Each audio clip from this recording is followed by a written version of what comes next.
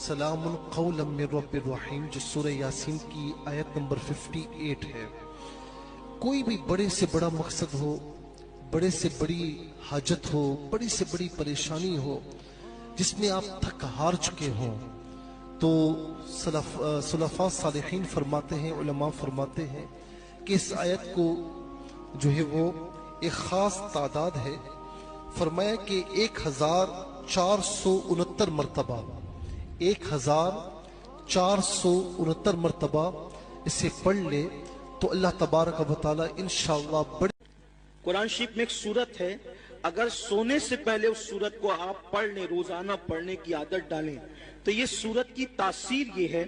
کہ آپ جو سوچو گے وہ ہوگا، جو سوچو گے وہ ہوگا۔ اس سورت کا نام ہے سورہ مزمل، 2 رکوع پر مشتمل ہے یہ سورت، اور 5 منٹ سے بھی کم کا وقت لگتا ہے۔ 5-6 دن اگر آپ اس کو ریگولر پڑھیں گے نا سورہ مزمل کو، تو آپ کو یہ زبانی یاد ہو جائے گا، اور آپ سورہ مزمل پڑھنے کے عادی بنے، جادو سے بچیں گے،